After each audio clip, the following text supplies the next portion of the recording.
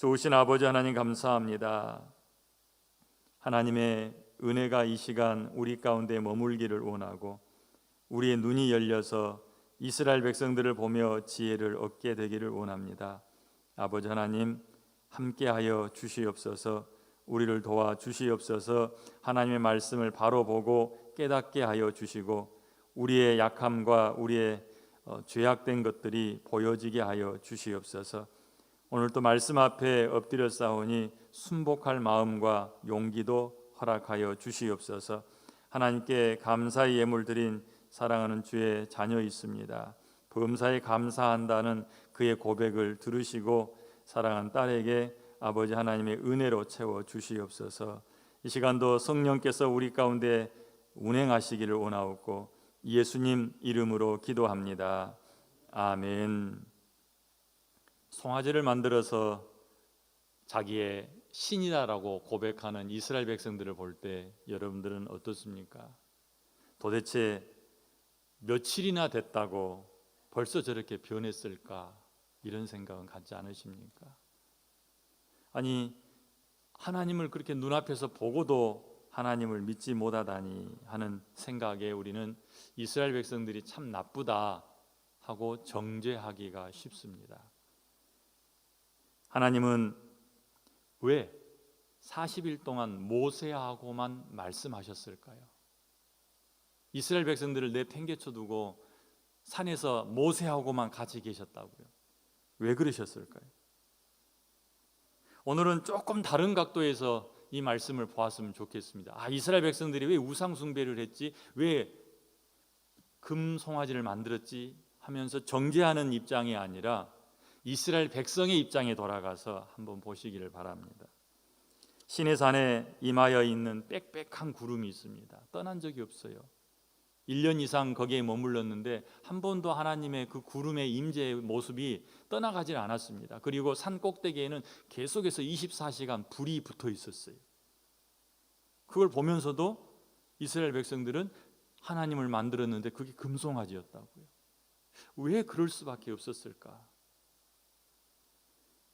매일 아침 만나를 거둬들여서 그걸로 먹고 사는데 왜 하나님을 금송아지로 표현을 했을까?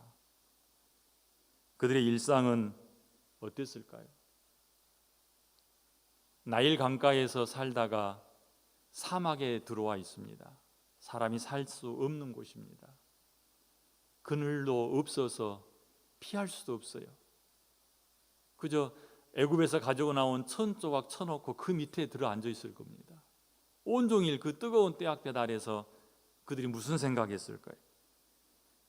또한 만나를 아침마다 거둬들여서 그걸로 가루를 내서 이렇게도 먹고 저렇게도 먹는데 혹시 여러분 전에 좁쌀밥 드셔보셨습니까? 저는 어렸을 때 그게 정말 먹기 싫었어요. 좁쌀밥에 들어있는 쌀톨 몇 개만 먹고 그냥 안 먹을 때도 있었어요. 깔깔해서 먹을 수가 없죠. 근데 만나는 어땠을까요? 몇 달째 지금 그걸 먹고 있어요. 그러니 얼마나 애굽에서 먹던 쌀밥, 그렇지 않으면 부추, 싱싱한 채소들 얼마나 그리웠겠어요. 그런 상황에서 시내산에 있는 구름이 그들에게 무슨 의미가 있을까요? 밤낮으로 타고 있는 시내산의 불이 그들에게 무슨 유익이 있을까요? 어찌 보면 이스라엘 백성들의 입장에서 그들을 이렇게 그들 편에 서서 보면 사람이 40일을 굶었어요? 살았을까요? 죽었을까요? 어쩌면 모세가 감당할 수 없어서 도망가 버린 건 아닐까? 그는 산에 올라가서 죽어버렸지 않았을까? 우리는 매일 아침 하늘에서 내리는 이 만나가루나 먹고 있는데 입안이 깔깔해서 더 이상 먹을 수가 없고 저 떼약볕은 견딜 수가 없고 도대체 어딘가로 가야 될 텐데 벌써 여기 머문 지 며칠이 지났어요? 40일이 다 지나갔어요. 어디로 가든지 되돌아가든지 뭔가 해결이 돼야 되는데 아무것도 보이지 않아요. 변화가 없어요. 그 상황에서 미래에 대한 불투명한 상황, 또 지금 자기들이 처해 있는 일상, 모세는 간 곳이 없고 마치 죽은 것 같아. 그럼 뭔가 대안이 있어야 될 거 아니에요. 자기들이 수백 년 동안, 벌써 400년이 넘었죠. 애굽에서 살면서 길들여진 게 있어요. 애굽에 살 때에 거기는 얼마나 풍족했습니까? 이집트 가운데서도 자기들이 살았던 고센 지역은 나일강 삼각주 지역이어서 물이 마른 적이 없어요. 풀이 말라서 가문 적이 없어요. 항상 푸른 채소와 맑은 물을 먹으면서 살 수 있는 그 지역 아닙니까? 그런데 자기들 주변에 있던 애굽 사람들은 뭘 섬겨요? 금송아지를 섬겨요. 자연스럽게 몸에 들어온 게 뭐겠어요? 아, 금송아지가 물과 푸른 채소를 주는구나. 그럼 지금 떼약볕 아래서 모세도 없고 깔깔한 이 가시 같은 만나만 먹고 있는 상황에서 누가 필요해요? 우리에게 물을 풍족하게 주고 우리에게 채소를 줄 수 있는 신이 필요하구나. 그걸 만들어낸 게 누구겠어요? 자기들이 보았던 금송아지일 뿐이죠. 그렇게 만들어지는 거예요. 그러면 왜 하나님은 그들을 그 상황으로 내모르셨을까요? 그들 속에 감추어져 있는 금송아지, 이 상황이 아니면 드러나지 않았을 것입니다. 우리 안에 감추어져 있는 분노를 표출할 만한 상황이 만들어지지 않으면 항상 가려져 있죠. 그래서 선한 척, 착한 척, 좋은 사람인 척 하며 삽니다. 그러나 누군가가 내 차와 스치기만 해도 내려가서 분이 나고 그 사람을 향해서 삿대질을 하고 그 사람이 누구인지, 왜 그런 상황이 일어나는지 분별하기도 전에 일단 내 속에 있는 것부터 꺼내놓고 또 우리 안에 잘못 들어있는 먼저 기선을 제압해야 한다는 생각이 나로 하여금 악하게 만들지는 않습니까? 그런 상황이 일어나지 않으면 내 속에 있는 악은 드러나지 않습니다. 이스라엘 백성들에게 이런 상황이 일어나지 않았다면 그들 속에 아주 깊숙하게 감춰져 있는 금송아지가 나오질 않는 거예요. 하나님 앞에서 모든 백성들을 어깨에 메고 가슴에 품고 서 있어야 될 아론, 그의 악함이 드러나지 않는 거예요. 그의 무책임함이 드러나지 않는 거죠. 얼마나 무책임한 사람이에요. 모세가 내려와서 아론에게 왜 그랬어요? 형? 그랬더니 하는 말이 본래 저놈들은 악한 놈들이야. 어깨에 짊어지고 가슴에 품고 하나님 앞에 서서 예수 그리스도의 모습을 드러내야 될 아론에게서 무책임한 발음은 나오지요. 저놈들은 원래 악한 놈들이야. 일체가 되지 않습니다. 그런데 어떻게 그들을 위해서 죽을 수가 있고 어떻게 그들을 위해서 피를 흘릴 수가 있어요? 아론은 그렇게 못해요. 그러나 이 상황이 아론으로 하여금 뒤집어질 수 있는 기회가 되는 거죠. 자기가 얼마나 악한지, 자기가 얼마나 이스라엘 백성들과 동떨어져 살고 있는지, 그래서 그 일로 아마 아론은 크게 돌아섰을 거라고 봐요. 이스라엘 백성들이 금송아지를 섬기지 않았다면, 금송아지를 만들지 않았다면 자기 속에 감춰져 있는 금송아지는 나타나지 않는 거예요. 우리는요, 이 말씀을 읽으면서 손가락질해요. 홍해 건넌 지가 며칠 됐다고 매일 아침 만나 먹으면서 눈 뜨면 시내산에 떠 있는 구름 보고 벌겋게 타고 있는 불을 보면서 어떻게 하나님을 금송아지로 대신 만들었을까? 그냥 손가락질하면서 자기도 그 사이에 숨어버려요. 여러분 안에는 우상이 없습니까? 여러분 안에는 악이 없습니까? 아론 그 사람을 향해서 손가락질하죠. 아니 대제사장으로 하나님이 세워주셨는데 어떻게 저렇게 말할 수가 있을까? 그럼 우리는 어떻습니까? 모세가 없는 상황, 기적이 일상이 되어버린 상황, 자기를 돕는 신이 필요하다고 느껴질 때, 교만하여 보이는 것이 없을 때 이스라엘 백성은 금송아지를 만들어서 자기의 구원자라고 얘기합니다. 우리는 지금은 하나님의 이름을 부르고 나는 거룩해, 나는 매일 새벽 예배 나가거든. 나는 예배가 내 삶의 전부야. 이렇게 말하기 때문에 나의 신앙이 굉장히 좋은 것처럼 보이지만 막상 내게 손해가 생길 때면, 누군가가 나를 해롭게 할 때면 나는 어떻습니까? 저요, 어렸을 때 기도원에 갔어요. 할머니 따라서 기도원에 갔는데 점심때가 되니까 국수를 사 먹더라고요. 2,000원씩인가 했어요. 깜짝 놀랐어요. 바로 그 직전에 큰 홀에 모여서 막 손 올리면서 열정적으로 찬양하고 기도하고 주여 하고 울고 하던 그분들이에요. 나는 다 그분들이 예수님처럼 보였어요. 제가 어렸을 때예요. 그런데 국수 먹으러 가는데 새치기 하는 사람, 또 자기 자리 뺏었다고 소리 지르는 사람, 자기 자리 안 뺏기려고 갔다 와서 자기 자리 안 놓치려고 가방 놔둔 사람, 자기 것만 놓은 게 아니라 남의 것까지 자기 물건 다 꺼내서 이 사람 거 저 사람 거 좋은 자리 다 골라놓는 사람. 그런데 그들이 돌아와서는 다시 또 막 눈물 흘리면서 하나님을 찬양합니다. 하나님 들어주세요. 두 가지 모습이 그냥 있는 거예요. 바뀌지 않는 자기의 악한 모습, 욕심. 밥 먹는 상황이 벌어져서 줄 서야 될 상황이 일어나지 않으면 자기의 그 악함이 드러나지 않더라는 거죠. 자, 아론을 향해서 손가락질 할 수 있겠습니까? 저도 깜짝깜짝 놀랄 때가 있어요. 분명히 내가 실수하고 내가 잘못했는데 누군가가 목사님 그랬죠 그러면 아니 나 아니야. 순간적으로 나오는 말은 내 마음과 달라요. 내 마음은 그래 내가 그랬어. 인정해야 돼. 그런데 당신이 그랬죠 그러면 아니다 아닌데 그게 내라고요.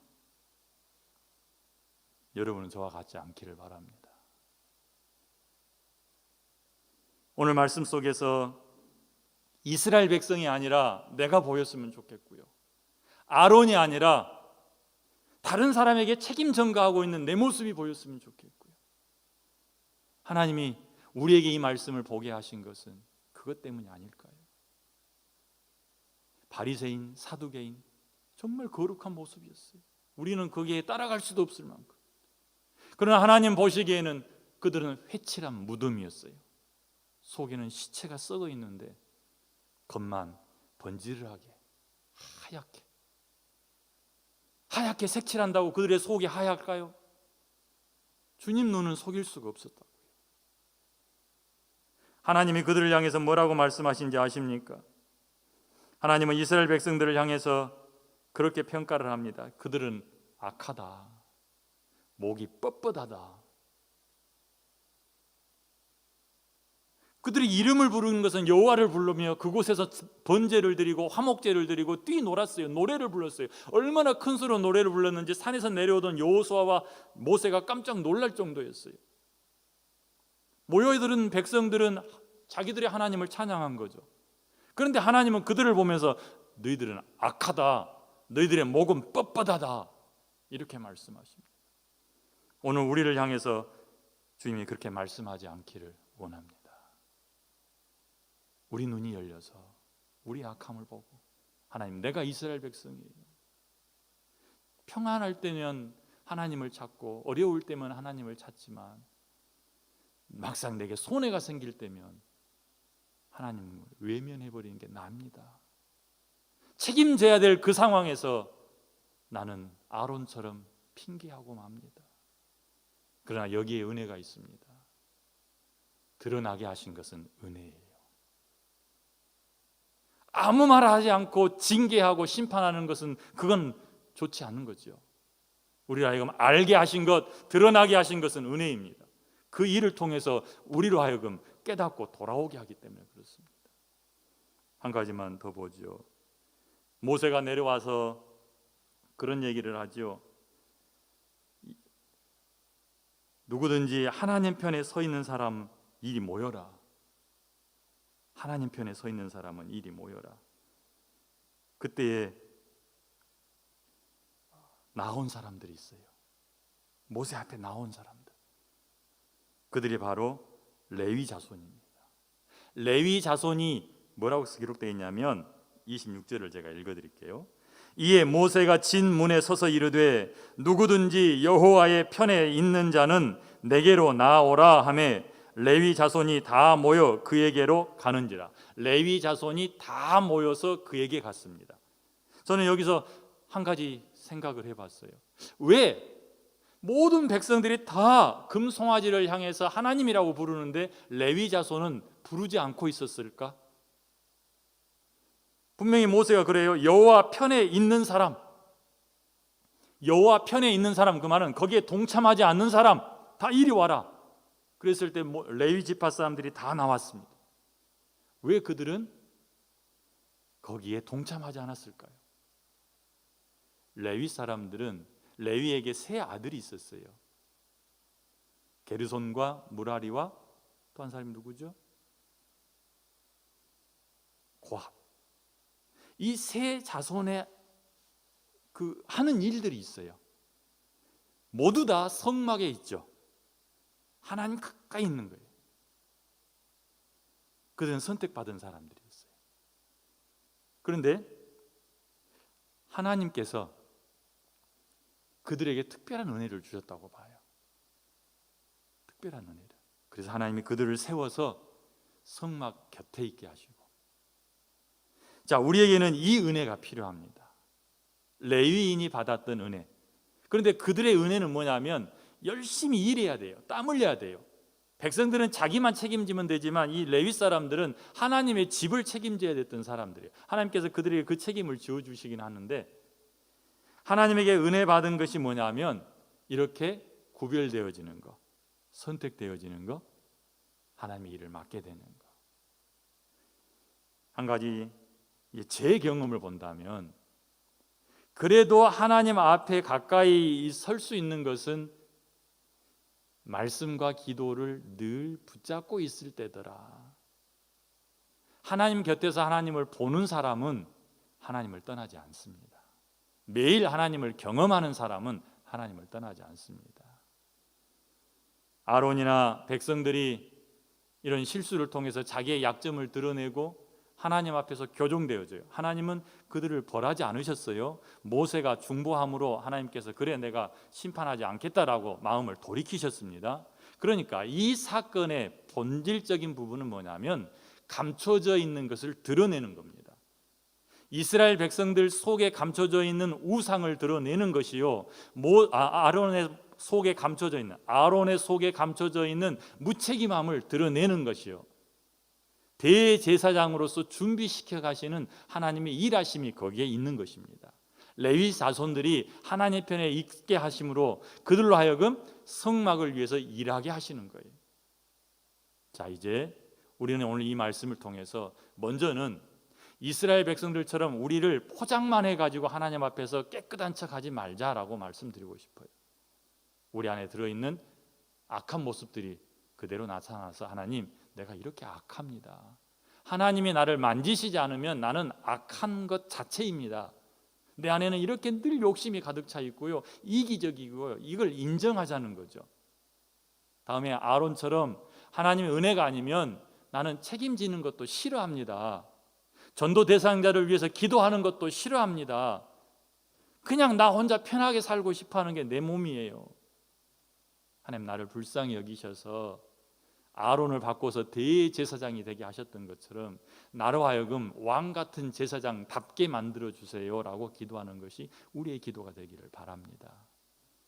레위 사람들처럼 우리에게 이미 허락되신 은혜 붙잡고 살아갔으면 좋겠어요. 구별된 사람으로, 하나님께 서 있는 사람으로. 우리의 오늘 아침 기도가 그렇게 되어지기를 바랍니다. 기도하겠습니다. 하나님 감사합니다. 말씀이 다른 사람이 아니라 내게 주신 말씀입니다. 잘 붙잡게 하시고 말씀 들고 변화를 일으키게 하시며, 하나님 내 안에 있는 더러운 것들을 덜어내게 하여 주시옵소서. 이 자리에 모여서 함께 기도하고 또한 온라인으로 함께 참여하는 모든 주의 자녀들에게 동일한 은혜가 있게 하여 주시옵소서. 예수님 이름으로 기도합니다. 아멘.